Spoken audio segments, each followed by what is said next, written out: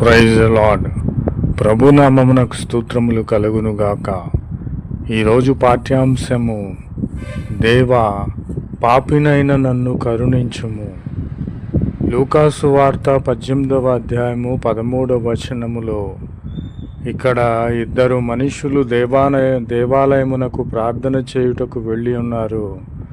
ఒకడు ఈ విధముగా ప్రార్థన చేసి ఉన్నాడు: దేవా, నేను అన్యాయస్తుడను కాను, దొంగను కాదు అని హెచ్చించుకొనిచున్నాడు. నేను వారమునకు 2 మారులు ఉపవాసం ఉండుచున్నాను.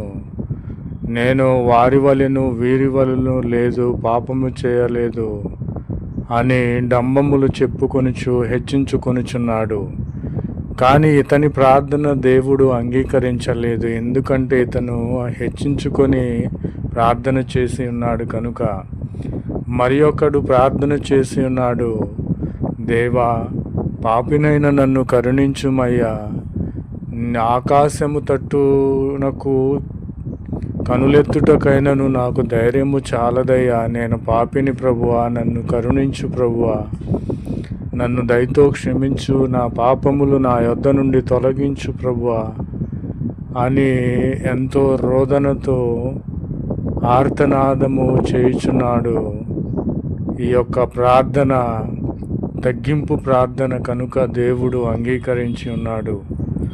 కనుక నా ప్రియమైన సహోదరి సహోదరులారా, నీవు నేను చేయవలసినది, మన జన్మతః మనము పాపులమే కనుక, మనకు పాపము అంటి ఉన్నది కనుక, పాపంలోనే జీవిస్తున్నాము కనుక, దేవా పాపినైన నన్ను కరుణించుమయ్యా, అట్టి పాపమును నా నుండి తొలగించుమని ప్రార్థన చేసినప్పుడు దేవుడు నిశ్చయముగా నీ ప్రార్థన అంగీకరించి పాపినైన నిన్ను నన్ను క్షమించి మనలను పరిశుద్ధులుగా చేసే దేవునిగా ఉన్నాడు. ఆమెన్. కాబట్టి నా ప్రియమైన సహోదరి సహోదరులారా, నీవు ఒంటరివని నీవు వేడుస్తూ ఉన్నావేమో. ఒంటరి అయిన వాడు 1000 మంది అగును అనేటువంటి వాగ్దానము నీ జీవితంలో నెరవేర్చబోచున్నది. నీ తల్లిదండ్రులే నిన్ను విడిచిపెట్టినను నీవు ఒంటరివి కాదు. నీవు 1000 మందితో సమానము. దేవుడు నీతో ఉన్నాడు. నీ యొక్క బంధుమిత్రులు, స్నేహితులు, అన్నదమ్ములు విడిచిపెట్టినను నీవు ఒంటరివి కావు. నీవు 1000 మందితో సమానము. ఎందుకంటే దేవుడే, యేసుక్రీస్తే లోకరక్షకుడే నీతో ఉండగా నీవు 1000 మందితో సమానము. నీవు ఒంటరివి కావు.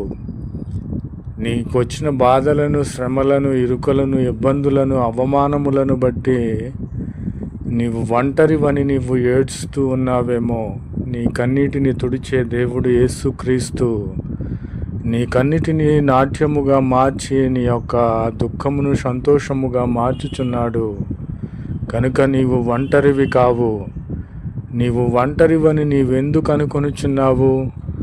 నీ ఒంటరివని నాకు ఎవరు లేరని నీకు నీవే అనుకుంటే సరిపోదు కదా.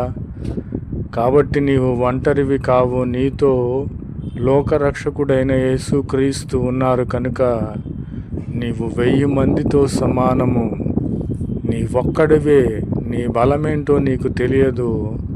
ఎందుకంటే లోకంలో ఉన్నవాని కంటే నీలో ఉన్నవాడు యేసుక్రీస్తు గొప్పవాడు కనుక నీ బలము నీకు తెలియదు. నీవు 1000 మందితో సమానము. కనుక నా ప్రియమైన సహోదరి సహోదరులారా, నీవు ఒంటరివైన ఎడల, నీ ఒంటరివని నీవు ఆలోచన చేస్తున్న ఎడల, నీవు అనుకుని ఎడల నీవు ఒంటరివి కావు.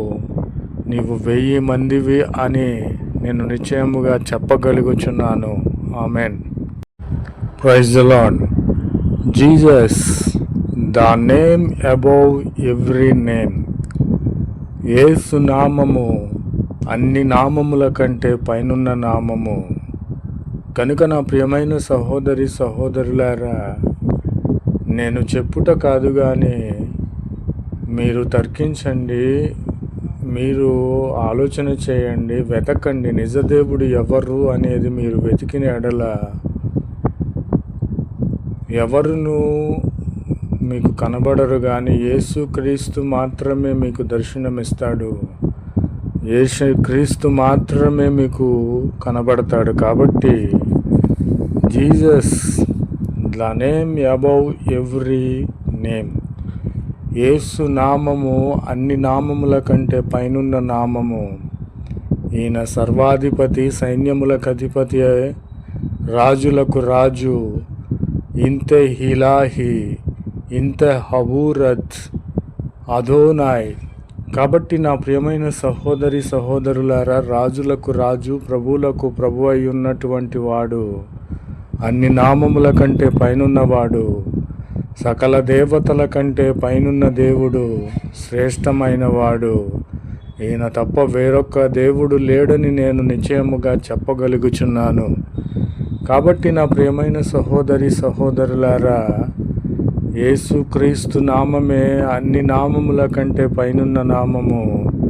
యేసు నామములో స్వస్థత ఉన్నది. యేసు నామములో పరిశుద్ధత ఉన్నది. యేసు నామములో నీకు ప్రతి విధమైన అవసరము తీరును. యేసు నామములో స్వస్థత, ఆనందము, సంతోషం ఉన్నది. యేసు నామములో పరలోక రాజ్యం ఉన్నది. కనుక నా ప్రియమైన సహోదరి సహోదరులారా, Jesus the name above every name. యేసు నామము అన్ని నామముల కంటే పైనున్న నామము. ఈయన సింహాసనము గొప్పదై ఉన్నది. కనుక నా ప్రియమైన సహోదరి సహోదరులారా, ఈయనను పూజించుటకు అర్హుడు కనుక పూజార్హుడు, స్తోత్రనీయుడై ఉన్నాడు. ప్రభునామమునకు స్తోత్రములు కలుగును గాక. ఆమెన్.